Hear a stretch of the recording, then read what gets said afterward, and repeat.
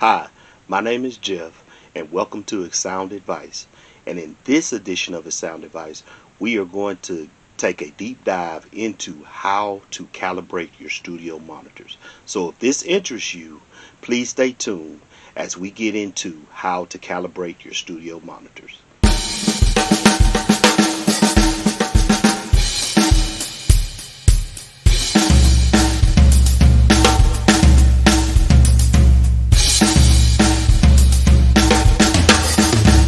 Okay, why do we want to calibrate our monitors? We want to calibrate our monitors because we want a consistent listening level. Okay, so if we have a consistent listening level, then we can better protect our ears. Okay, and also you want your energy that's coming off of the speakers, of the sound that's coming off the speakers, I should say, that you want that sound at your listening level to be the same. Because sometimes you can have a speaker that one is louder than the other. And when you don't calibrate them, then you have one that's giving off more energy than the other one that's coming at your listening position. So those are some of the reasons why we want to calibrate our monitors. It just give us a better accuracy of how we're listening to our music in our listening position. And like I said before, we only get one set of ears and we need to protect our hearing as well. And calibrating our monitors help with that. Okay, with that being said, we are going to go step by step in how to calibrate our monitors. Okay, this is a chart of examples of where your volume would be in dB. So we're looking at breath, rustling of leaves, whisper, and we see that a whisper is at 30 dB. Okay, so this just gives an example of the loudness, the level of the loudness, I should say. And what we want is 85 dB that we can get out of both of our speakers. We want 85 dB. And so we see that this is a food blender. Okay, so around what a food blender, how loud a food blender would be. Okay, now that's not saying that that's where we're gonna mix at 85 decibels, but that's where when we get our levels, and we'll mark where 85 dB will be, and I'll show you later. And then, like I said, I like to mix around normal conversation around 60 to 65 dB. Okay, that's where I like to actually mix at. So on my interface, I have it marked at a notch where that's where I know that I'm getting 60 dB. Okay, then I have another notch where I have the 85 dB. Okay, if you get what I'm saying. So on my interface, I can turn, if I want to hear the song loud, 85 dB, but I still know I'm in a safe hearing range. Okay, but when I'm mixing the song, I want to have it at 60 dB when I'm mixing.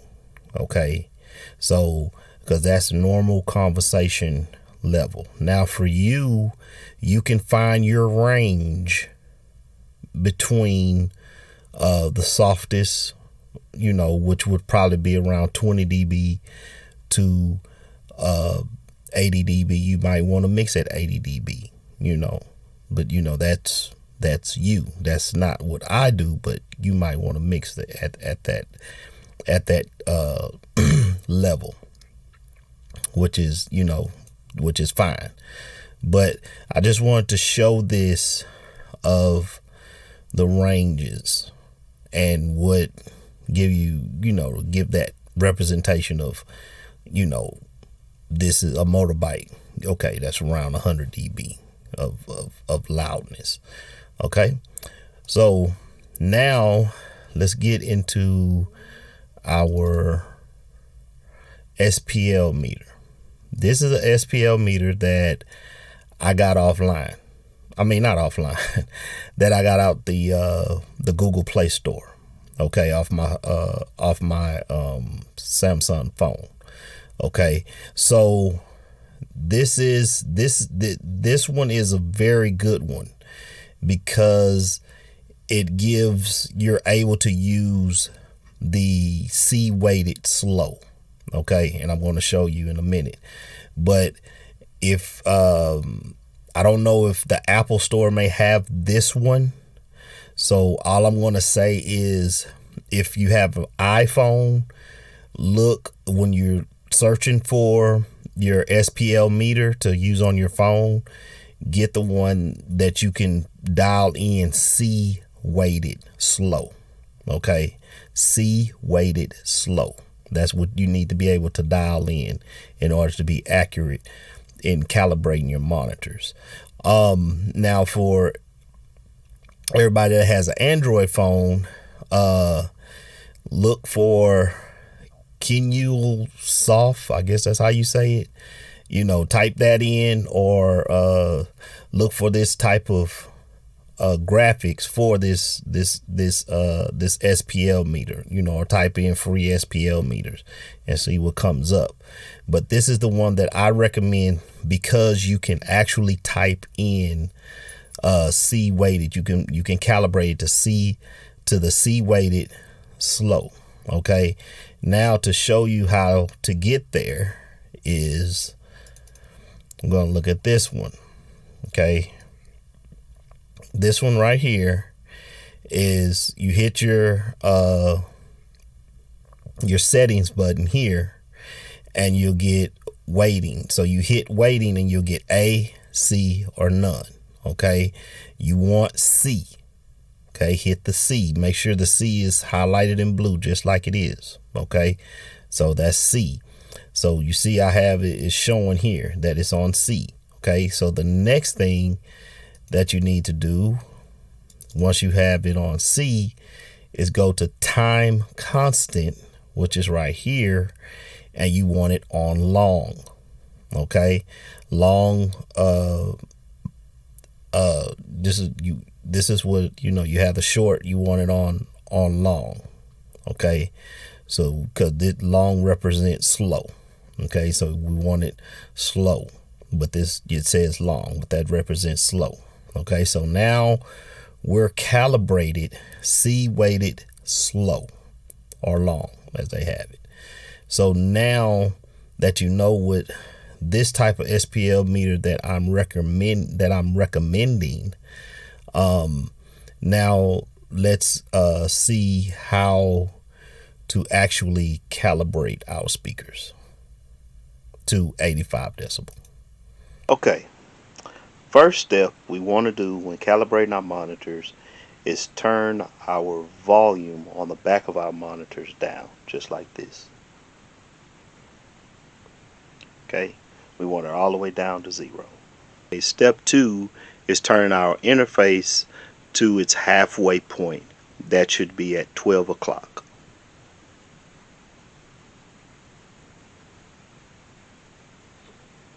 In step 3, what we want to do is either we need to have a tone generator, which I have, which my DAW Persona Studio 1 provides for me.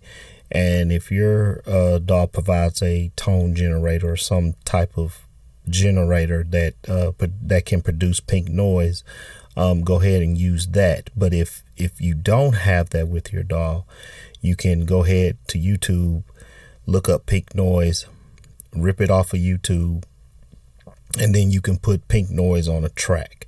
Okay, and then the next thing what you want to do is turn down your tone generator, or whatever it may be called in your DAW. You want to turn the level down to -20, and we're going to use the mix tool to turn down the pink noise track by -20.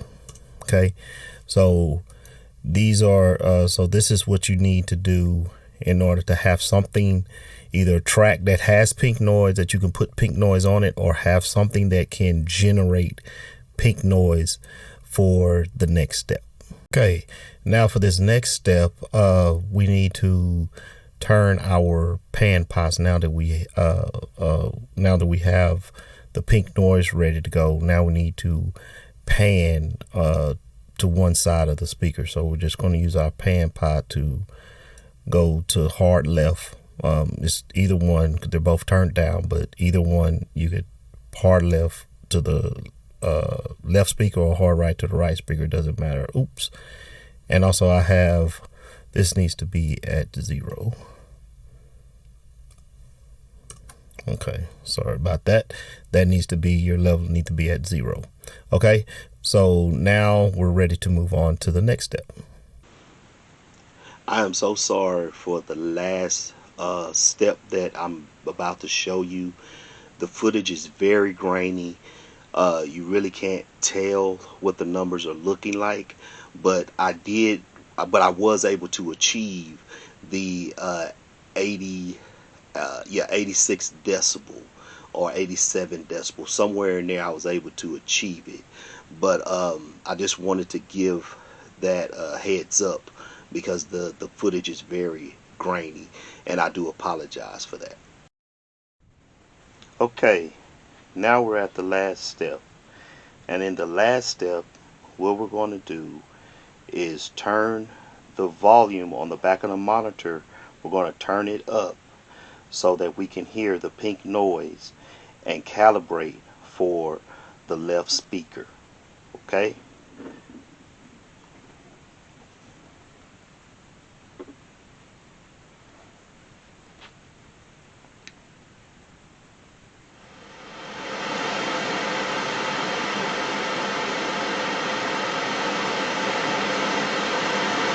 hold right there.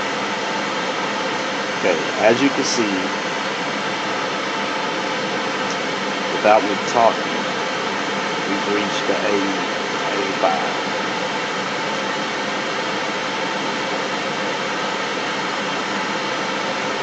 Okay, we're getting 86, 87, which is fine.